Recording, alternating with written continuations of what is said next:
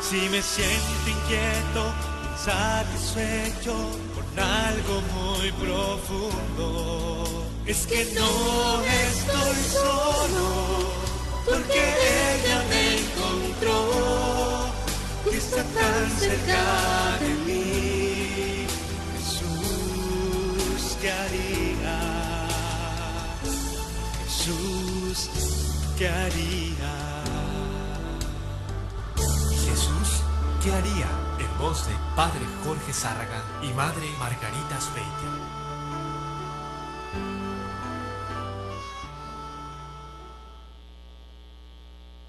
Yo soy el Padre Jorge, misionero de Jesús y de María, saludándolos en este día, dándole gracias a Dios por todo lo que nos concede en este día, el compartir las maravillas del amor de Dios, de la gracia y del amor de Dios.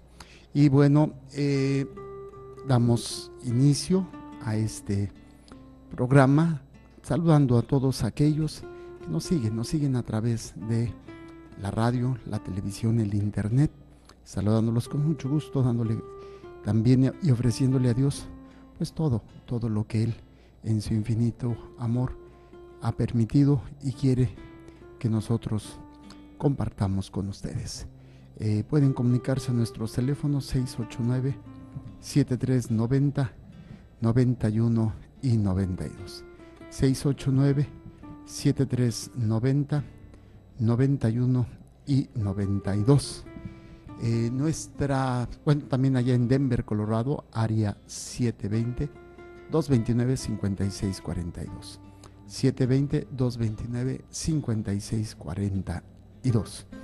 Y tenemos también lo que es la página de internet www.montemaria.org, y tenemos también otro, es Montemaria Radio y Televisión, es uno, Misterio de Fe es otro, y Jorge Zárraga, sacerdote, es otro, para poder compartir con ustedes y estar así en esta oportunidad para llegar a este entendimiento del amor, de la gracia de Dios nuestro Señor. Y bueno, saludo a Madre Blanca Margarita, que nos acompaña, gracias a Dios, una vez más en este programa. ¿Cómo está, Santa Monjita? Aquí estamos, gracias a Dios, bienvenidos, gracias por compartir con nosotros y por acompañarnos. Pues vamos a continuar con esta carta apostólica, el valor salvífico del sufrimiento. Sí, Madre, y hemos aprendido mucho, cosas nuevas, cosas que se reafirman, otras que entendemos mejor, gracias precisamente a este documento del Papa, y que pues él en carne propia experimentó ese sufrimiento, experimentó este proceso de su enfermedad, de todo lo que el Señor pues le permitió en su tiempo, en su momento, padecer y sufrir, pero siempre con esta visión clara de lo que el Señor quería de él. Y bueno, hace este documento, ya hemos visto la introducción, estuvimos hablando de varios elementos, luego el mundo del sufrimiento humano, luego a la búsqueda de una respuesta a la pregunta sobre el sentido del sufrimiento, luego en el número 4, Jesucristo, el sufrimiento vencido por el amor. Y nos habíamos quedado en el número 16. Habíamos visto este número 16. Vamos a retomar este número, nos quedamos en este para continuar con el número 17, nada más como comentario. El número 16 nos dice así. ¿El 16 completo? Sí. En su actividad mesiánica en medio de Israel, Cristo se acercó incesantemente al mundo del sufrimiento humano. Pasó haciendo el bien, y este obrar suyo se dirigía, ante todo, a los enfermos y a quienes esperaban ayuda.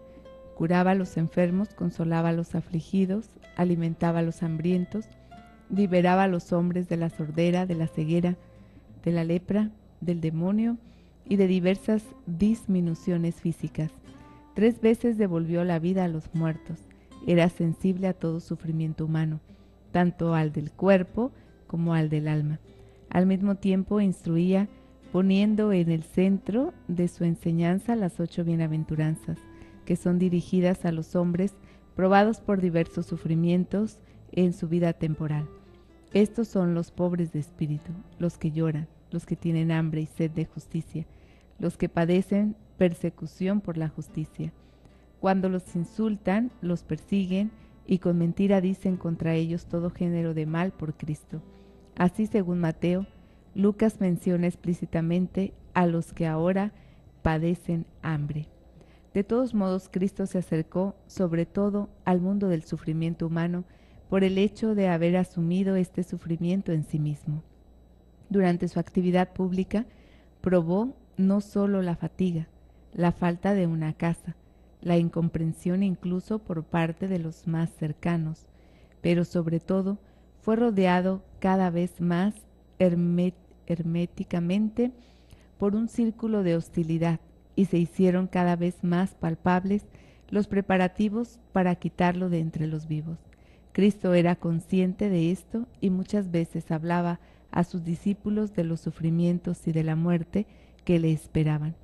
Subimos a Jerusalén y el Hijo del Hombre será entregado a los príncipes de los sacerdotes y a los escribas, que lo condenarán a muerte y le entregarán a los gentiles y se burlarán de él, y le escupirán y le azotarán y le darán muerte, pero a los 3 días resucitará.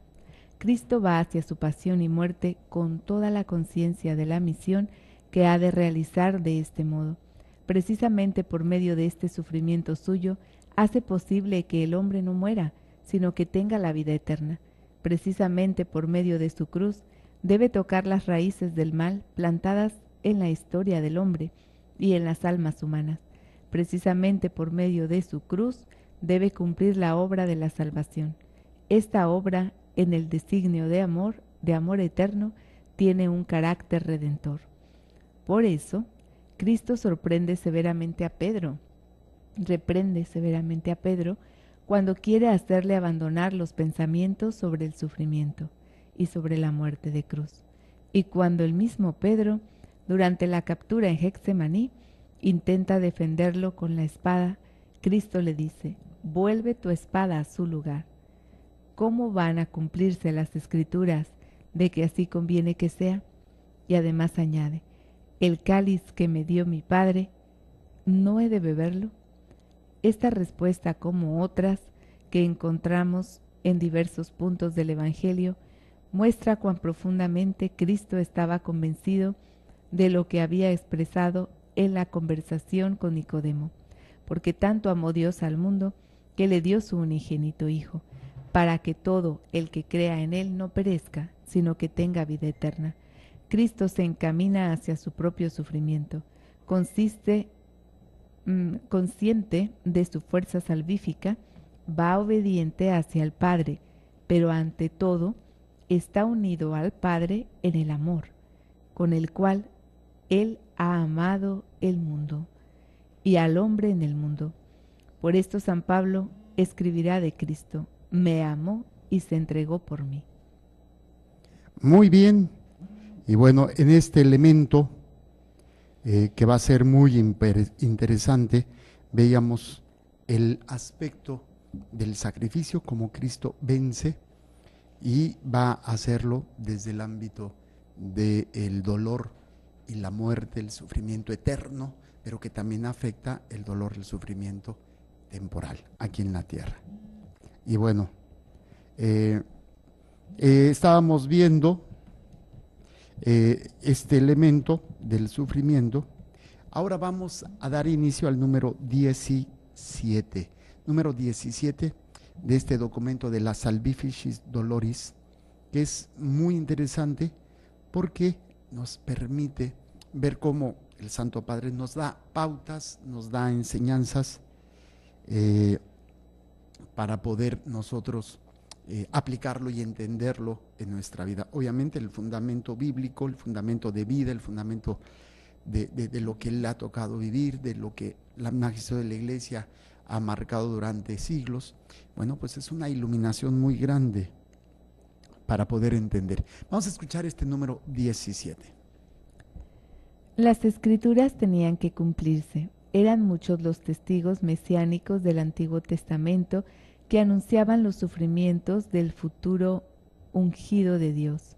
Particularmente conmovedor entre todos es el que solemos llamar el cuarto poema del siervo de Yahvé, contenido en el libro de Isaías, el profeta al que justamente se le llama el quinto evangelista.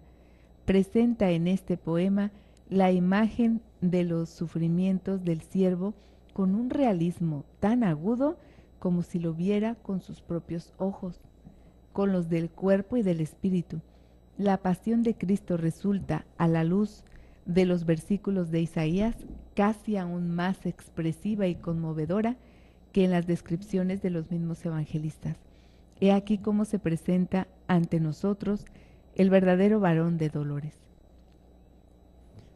No hay en él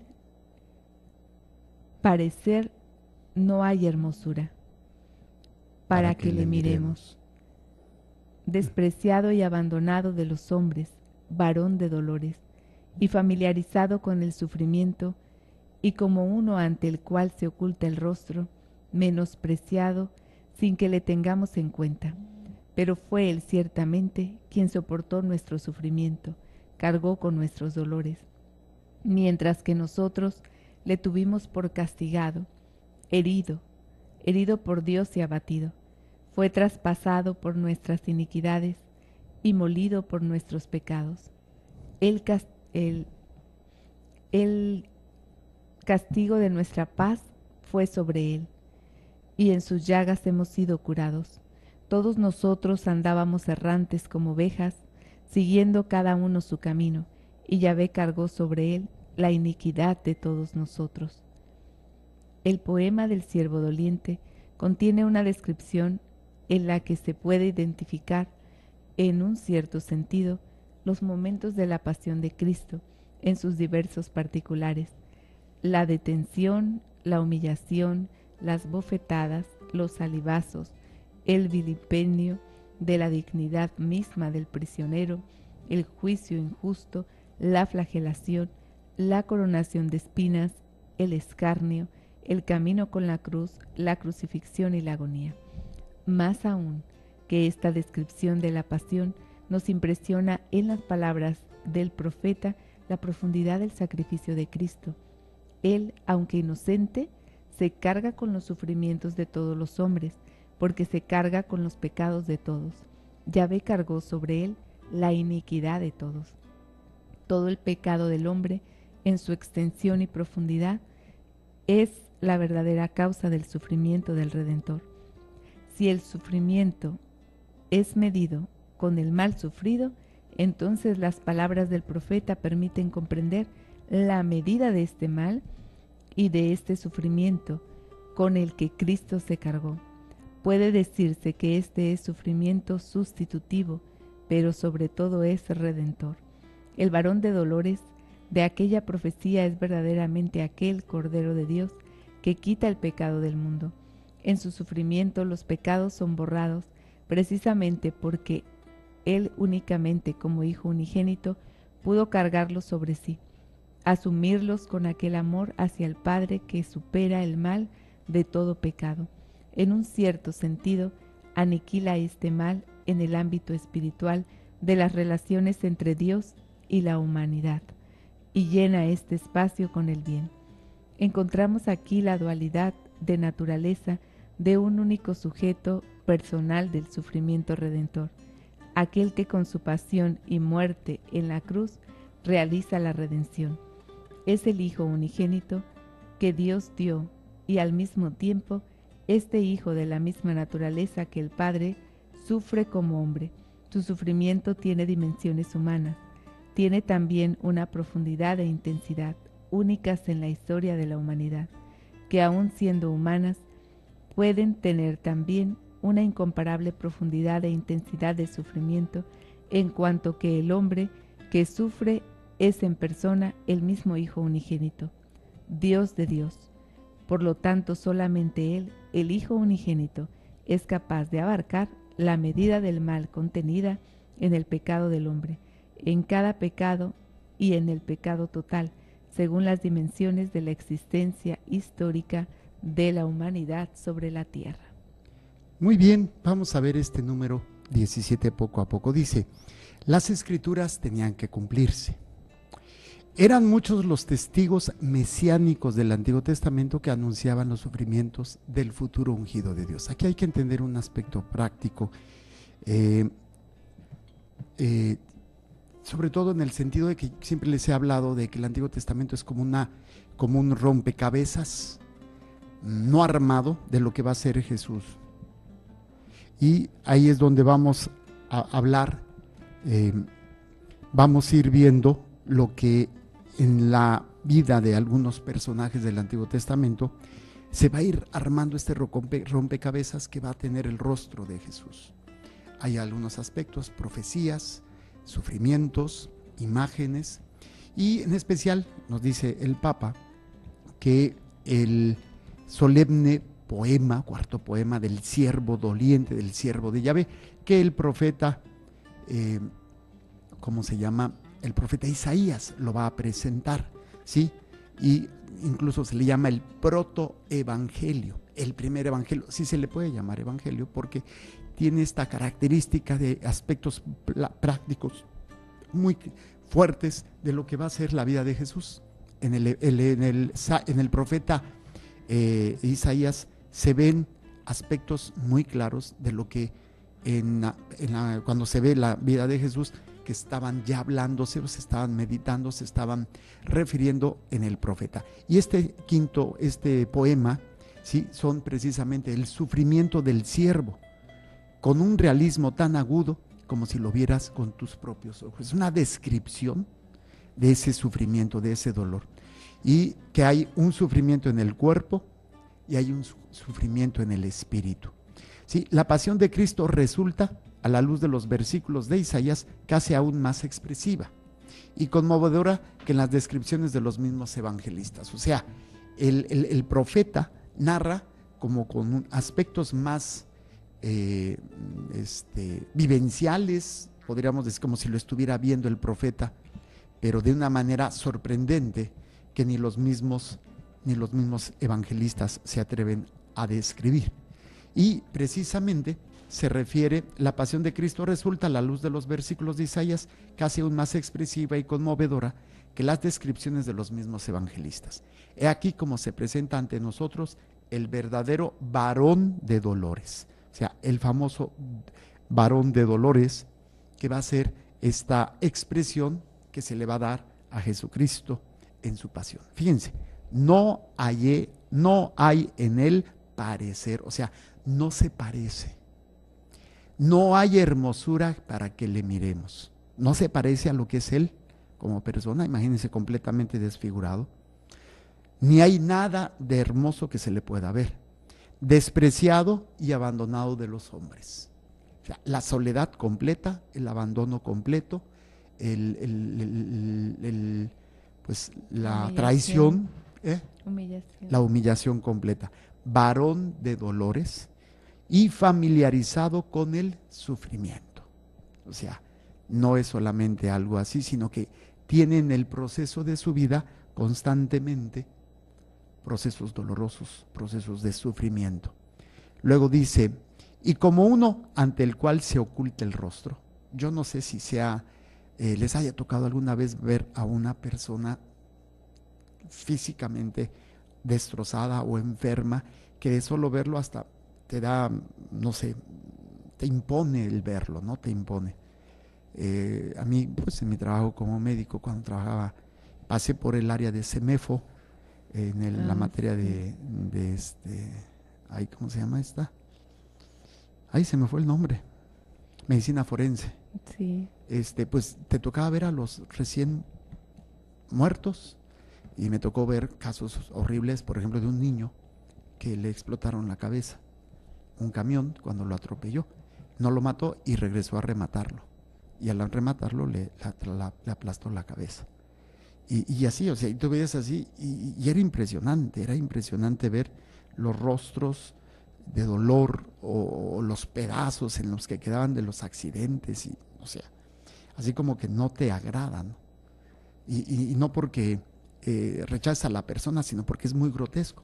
Entonces, el profeta está hablando precisamente de que es tanta la desfigura, es tanto el horror, que uno se oculta el rostro, no se atreve uno a verlo, porque da como que ¿dónde está? ¿Qué está pasando? ¿No? ¿Qué está sucediendo? No es agradable ni es fácil poderlo ver, menospreciado y sin que se le tenga en cuenta. Otra vez, un aspecto de sufrimiento. O sea, puedes estar sufriendo y puedes tener a tus seres queridos alrededor. Están contigo, te apoyan, te echan porras, procuran que no sufras. No sé, lo básico, lo mínimo que se podría hacer por un ser querido, ¿no? Pero aquí no. O sea, no se le toma en cuenta, pero fue él ciertamente quien soportó nuestros sufrimientos y cargó con nuestros dolores. O sea, él lleva sobre sí todo este aspecto del sufrimiento y del dolor. No por él, sino son los nuestros. Mientras que nosotros le tuvimos por castigado, recuerden que pues fue crucificado como consecuencia de sus faltas, de sus pecados o de sus errores, de su blasfemia, ¿sí? Porque se le acusaba de blasfemo, ¿sí? Pero pues todo el pueblo decía que era castigado precisamente por todo lo que él había hecho, ¿sí? Dice, herido por Dios y abatido. A ver, ¿dónde está Dios? Dios lo está castigando. Dios va a manifestarse aparentemente en ese abandono. Y ahí es precisamente un elemento que va a ser muy importante para nosotros entenderlo, que es cómo cuando nosotros pasamos por esos momentos de dolor, pues reclamamos a Dios, sentimos que Él nos ha abandonado, y va a ser muy importante y que va a ser necesario que podamos nosotros entender que es precisamente muchas veces lo que nos toca cargar, soportar los sufrimientos de otros, cargar con el dolor de otros, y aparentemente no te vas a poder justificar, nadie te va a creer, nadie va a tomar en cuenta que sea verdad, que tú eres inocente, ¿sí? Y incluso hasta el mismo Dios te ha abandonado. Fue traspasado por nuestras iniquidades, nos habla de la lanza, y molido por nuestros pecados, nos hablan de la golpiza, el desgarro que va a tener y los golpes que le van a dar, y toda la situación de cargar la cruz y las caídas, o sea, todo ese molido. El castigo de nuestra paz fue sobre él, y en sus llagas hemos sido curados. Esta es hermosísima, ¿no? Que es cuando nosotros hacemos esa oración, por las llagas de Cristo hemos sido curados. Por eso, en este cuarto poema del varón de dolores, dice, y en sus llagas hemos sido curados. Todos nosotros andábamos errantes como ovejas, siguiendo cada uno su camino. Yahvé cargó sobre él la iniquidad de todos nosotros. Y es interesante, a ver, madre, búsqueme iniquidad, y la palabra iniquidad, porque nos habla precisamente que Dios es el que deposita sobre él toda la culpa, todo lo que nuestra actitud, todo nuestro pecado acarrearía sobre él, ¿sí? Si nosotros lo cargáramos, pues no lo soportaríamos, ¿sí? Esto se encuentra en Isaías 53, del 2 al 6. Este es el poema del varón de dolores, el cuarto poema de Isaías. Ahorita no lo busca, madre, está pensando. Dice, el poema del siervo doliente contiene una descripción en la que se puede identificar en cierto sentido los momentos de la pasión de Cristo, lo que veíamos, en sus diversos particulares: la detención, la humillación, las bofetadas, los salivazos, el vilipendio de la dignidad misma del prisionero, el juicio injusto, la flagelación, la coronación de espinas, el escarnio, el camino con la cruz, la crucifixión, la agonía. O sea, todos estos elementos que vemos y comprendemos que van a ser muy, muy importantes para todos nosotros. Pero cuando nosotros entendamos este ámbito, pues va a permitirnos a nosotros también conocer y comprender estos aspectos que van a estar ahí latentes para todos nosotros, y que cuando el ser humano entiende y visualiza lo que es todos estos, no sé, momentos de sufrimiento, de dolor,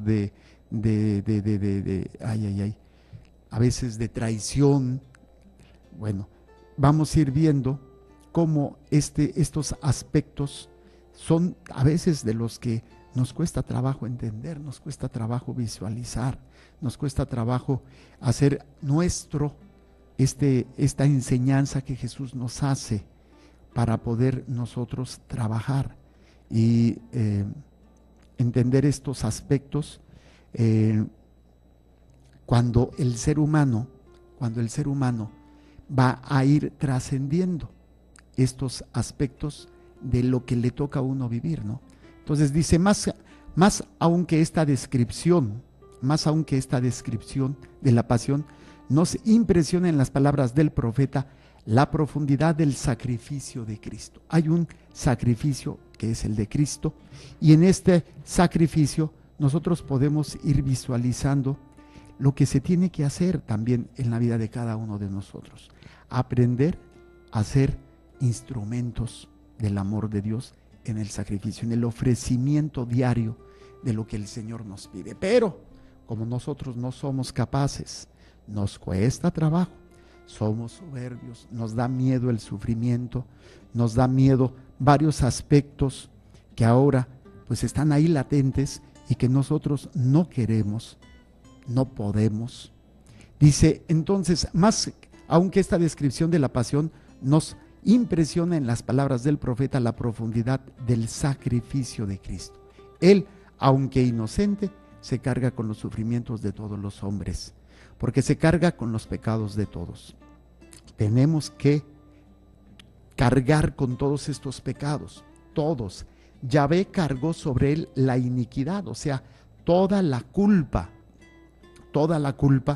que se va a ir teniendo en este ámbito de nuestros pecados. Dice, Yahvé cargó sobre él la iniquidad de todos. Todo el pecado del hombre en su extensión y profundidad es la verdadera causa del sufrimiento del Redentor. O sea, no solamente es en el momento de las envidias, de las tranzas, del miedo que tenían, y que pues de alguna manera están así, ¿no? Como que ¿qué está pasando?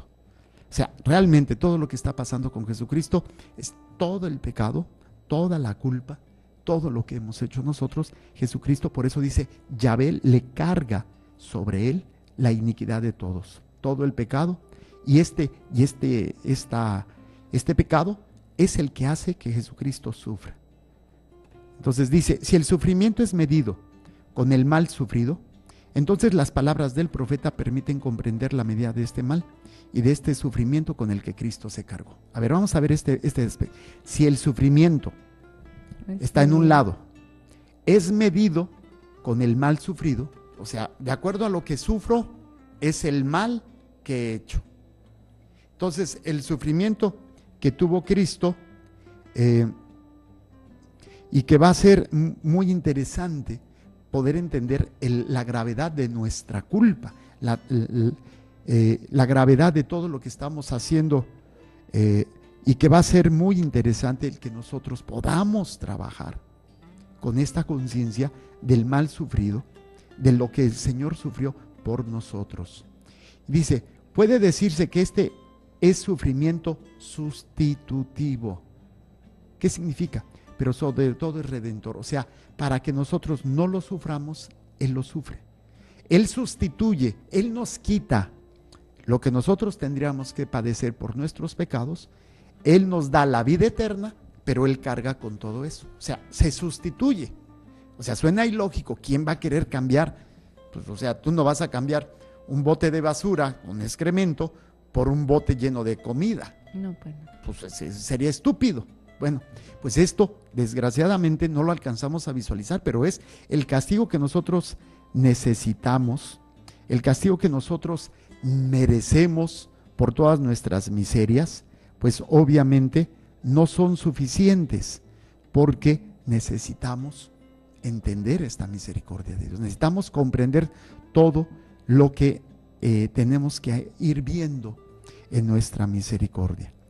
Pero bueno, dice más adelante, por eso dice, pero sobre todo es redentor. Ya entendíamos la palabra redentor. ¿Y qué significa redimir? Pagar un rescate, se sustituye. Ok, yo caigo en el pecado, ¿cuál es mi precio? ¿Cuál es lo que tengo que pagar? La condenación. Entonces, Cristo, para que nosotros no caigamos en eso, hace lo que se llama la redención. Nos rescata y se pone Él en el lugar del sufrimiento que mereciéramos. Obviamente, este sufrimiento, por ser Él Dios, es un sufrimiento inmensamente grande, porque Él es Dios y Él no tiene culpa. Entonces, este sufrimiento nos alcanza a nosotros la salvación, nos alcanza el perdón. Y es precisamente en este sufrimiento, para poder nosotros entenderlo, que este sufrimiento de salvación se manifiesta cada día cuando nosotros cometemos un pecado. Es ese pecado que nos carga, que carga Jesucristo por misericordia, por amor a nosotros. Y dice, el varón de dolores de aquella profecía es verdaderamente aquel Cordero de Dios que quita el pecado del mundo. ¿Se acuerdan esa frase de San Juan Bautista? En su sufrimiento los pecados son borrados precisamente porque Él únicamente como Hijo unigénito pudo cargarlos sobre sí, asumirlos con aquel amor hacia el Padre que supera el mal de todo pecado. Solamente el amor de Jesucristo puede superar todos esos elementos que se dan de nuestras miserias, y que obviamente vamos a ir entendiendo nosotros en la medida que entendamos estos aspectos que van a ser para nosotros meditar y hacernos crecer en la gracia, en la misericordia de Dios. Por eso dice, en su sufrimiento los pecados son borrados precisamente porque Él únicamente como Hijo unigénito pudo cargarlos sobre sí. Solamente Él pudo, porque Él es Dios. Asumirlos con aquel amor hacia el Padre que supera el mal de todo pecado. En un cierto sentido, aniquila este mal en el ámbito espiritual de las relaciones entre Dios y la humanidad y llena este espacio con el bien. O sea, aniquila todo el mal como consecuencia de nuestro pecado. Y va a ser muy interesante. Y va a ser porque vamos nosotros a entender este elemento que va a permitir que nosotros entendamos, meditemos y crezcamos en este amor. Dice más adelante, en cierto sentido se aniquila este mal en el ámbito espiritual de las relaciones entre Dios y la humanidad. Solamente con el sacrificio se va quitando todo ese pecado, toda esa culpa. Luego dice más adelante, encontramos aquí la dualidad de naturaleza de un único sujeto personal del sufrimiento redentor. ¿Ok? Aquí hay una sola persona que sufre y que va a marcar este elemento tan fundamental para todos nosotros en el ámbito del sufrimiento. Dice, aquel que con su pasión y muerte en la cruz realiza la redención es el Hijo unigénito que Dios dio. Y entonces, al mismo tiempo, este Hijo, de la misma naturaleza que el Padre, sufre como hombre. Su sufrimiento tiene dimensiones humanas, porque se hace hombre. Tiene también una profundidad e intensidad únicas en la historia de la humanidad, porque como Dios se hace hombre para padecer Él, y Él es el único que nos puede librar. Que va a ser muy, muy interesante para todos nosotros y que nos permita poder comprender estos elementos tan fundamentales. Vamos a ver más adelante. Dice que aun siendo humanas pueden tener también incomparable profundidad e intensidad de sufrimiento, en cuanto que el hombre que sufre es en persona el mismo Hijo unigénito de Dios.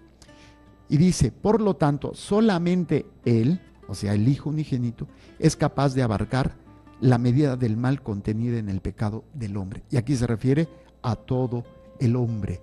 A todo el hombre, cuando nosotros entendamos esto, nos va a permitir estos aspectos fundamentales. Y vamos a ir viendo, dice, por lo tanto, solamente el Hijo unigénito es capaz de abarcar la medida del mal contenido en el pecado del hombre, en cada pecado y en el pecado total. O sea, tanto en el pecado individual como en el pecado total. Cristo puede solamente, se los voy a poner de una manera más sencilla. Imagínense que quieres levantar, un niño quiere levantar, no sé, una pesa de 100 kilos. Solamente una persona fuerte puede hacerlo, el niño no puede. Pues solamente esa persona fuerte va a ser importante para nosotros entenderlo, porque solamente Cristo es el único que tiene la fuerza para cargar con el pecado. Es el único. Si no, no podríamos nosotros ser salvados. Este elemento. Entonces, por eso dice, tanto el pecado individual como el pecado en general de toda la humanidad, según las dimensiones de la existencia histórica de la humanidad sobre la tierra. Hasta aquí sería el número 17. Vámonos al número 18. Madre Blanquita. ¿Me dijo iniquidad? Sí, a ver, ¿qué era iniquidad? Iniquidad se refiere a la cualidad de inicuo, designa maldad, perversidad, abuso o gran injusticia, es decir, todo acto contrario a la moral, la justicia y la religión. La palabra proviene del latín iniquitas. A ver si lo pronuncio bien, padre. Dice, la palabra proviene del latín iniquitas, pero tiene la U. Iniquitas. O iniquitatis, que traduce cualidad de injusto, y sus sinónimos son injusticia, maldad, infamia o ignominia. El derecho se entiende como iniquidad, el rigor desmedido en una ley, fallo o decisión. A veces, por similitud fonética, iniquidad puede ser confundida con inequidad. Inequidad, que es otra cosa. Ajá. Porque Okay. dice en el sentido bíblico, la iniquidad existe desde el principio y aparece por primera vez en el ángel caído. Así Fuiste es. lleno de iniquidad y pecaste. Así es. Muy bien. Ok, seguimos. Entonces, déjeme, está más largo, pero si se pone a leerlo, se nos va a ir todo el tiempo, porque está muy largo este número. Mejor lo voy a ir leyendo y lo vamos explicando. Dice así, como dice Madre, puede afirmarse que las consideraciones anteriores nos llevan ya directamente a Getsemaní y al Gólgota, ¿sí?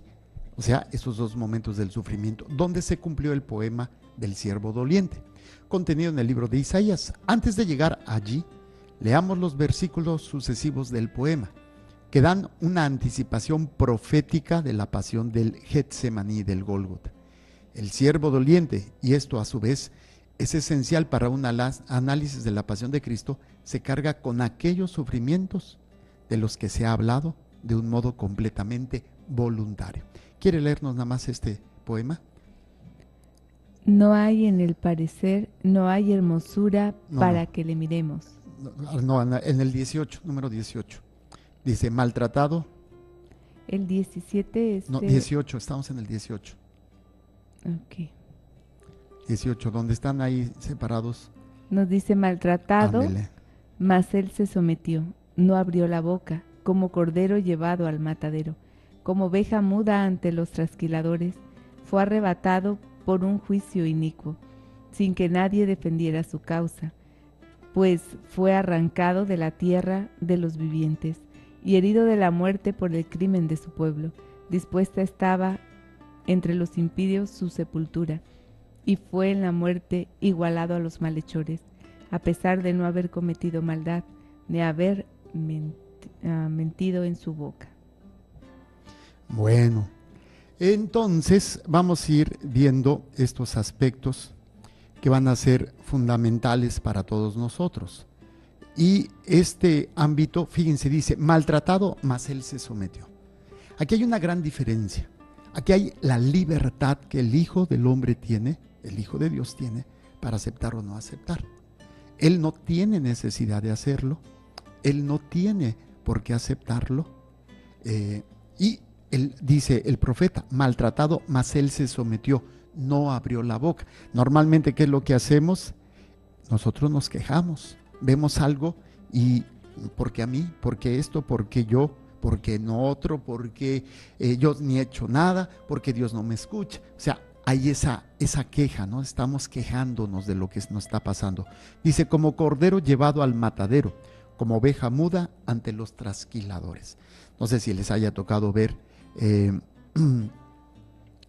cómo trasquilan a una oveja. Y la oveja no se queda tranquila, a veces está balando. Pero hay unas que ni se chistan, ni mueven, ni nada. Se quedan tranquilitas. En este dice precisamente, este elemento va a decir cómo el Señor tiene una actitud de se me fue el avión, de humildad, de aceptación de todo lo que es este aspecto del sufrimiento de Yahvé. Por eso dice, fue arrebatado por un juicio inicuo, lo que ahorita estabas hablando también, la monjita nos estaba leyendo, sin que nadie defendiera su causa, pues fue arrancado de la tierra de los vivientes y herido de muerte por el crimen de su pueblo, o sea, por todos nosotros. Dice, dispuesta estaba entre los impíos su sepultura, y que en la muerte igualado a los malhechores, a pesar de no haber cometido maldad, ni haber mentira en su boca. Este es Isaías 53, 7 al 9. Dice, Cristo sufre voluntariamente y sufre inocentemente. Dos aspectos que tenemos que trabajar mucho. ¿Cuál es? La voluntad y la pureza, la inocencia. Desgraciadamente, en esa inocencia, pues nosotros no siempre la tenemos. Claro, la podríamos tener si nos arrepentimos, si nos confesamos, si tratamos de cambiar, si tratamos de ser diferentes, pero comprender esto va a ser muy importante a la hora de nosotros tener que cargar con nuestro sufrimiento, con nuestro dolor. Este dolor, este sufrimiento, pues puede ser redentor, puede ser unido al de Cristo, si aprendiéramos a no estarnos quejando, a no estar hablando, ay, ¿cómo me pasa? Ay, es que me duele mucho, ay, es que esto, ay, es que aquello. Pues obviamente, pues no estamos haciendo conciencia de ello. Dice más adelante, dice, Cristo sufre voluntariamente y sufre inocentemente. Acoge con su sufrimiento aquel interrogante que, puesto muchas veces por los hombres, ha sido expresado en un cierto sentido, de manera radical en el libro de Job. Sin embargo, Cristo no solo lleva consigo la misma pregunta, y esto de una manera todavía más radical, ya que Él no solo es solo un hombre como Job, sino el unigénito de Dios. ¿Qué quiere decir? Que Él, al Job se le decía que era justo y que estaba padeciendo, pero Él no es como Job, Él es el Hijo unigénito, o sea, que no tiene pecado. Él es la pureza, Él es el amor en sí, es la fuente de todo, y Él se está sacrificando por nosotros. Va a ser un elemento muy, muy interesante para que nosotros podamos comprenderlo, visualizarlo y hacerlo nuestro. Dice, Él no es solo un hombre como Job, sino el unigénito Hijo de Dios, pero lleva también el máximo de la posible respuesta a este interrogante. La respuesta emerge, se podría decir, de la misma materia de la que está formada la pregunta. Cristo da la respuesta al interrogante sobre el sufrimiento, y sobre el sentido del mismo, no solo con sus enseñanzas, o sea, no solo con su predicación, con la buena nueva, con el evangelio, sino ante todo, ante su propio sufrimiento. O sea, Jesús predica qué hacer ante el sufrimiento, pero nos enseña ante su sufrimiento la respuesta, la pregunta y la respuesta a lo que, ¿para qué el sufrimiento? ¿Por qué el sufrimiento? ¿Por qué el sufrimiento? Porque es consecuencia del mal. ¿Para qué? Para poder destruir ese mal.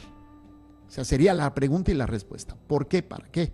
¿Por qué? Porque es consecuencia del pecado. Es consecuencia del mal que hay en la humanidad. ¿Para qué? Para poder vencer ese mal, para poder vencer ese pecado. Bueno, creo que se nos ha acabado el tiempo. No alcanzamos a hablar de todo el número 18, pero sí hemos avanzado en este sentido y me gusta este último punto que estábamos viendo. Jesucristo, con su sufrimiento, nos ayuda a entender la pregunta y entender la respuesta. ¿Qué se hace el hombre ante el sufrimiento? ¿Por qué? Porque existe el mal. ¿Para qué? Tengo que pasar por eso para poder alcanzar a destruir el mal y vivir en el bien. Que el Señor les bendiga y les proteja, haga resplandecer su rostro sobre ustedes y les conceda su favor. Que el Señor les mire con benevolencia y les conceda la paz. Amén. Jesús, que tu sangre pura y sana circule en estos cuerpos enfermos y que tu cuerpo puro y sano transforme estos cuerpos débiles y que una vida sana y vigorosa palpite dentro de ellos. Amén. Y la bendición de Dios Todopoderoso, Padre, Hijo y Espíritu Santo, descienda sobre ustedes y permanezca para siempre. Amén. Muchísimas gracias. Continúen con nuestra programación. Recuerden, Dios es amor y te ama.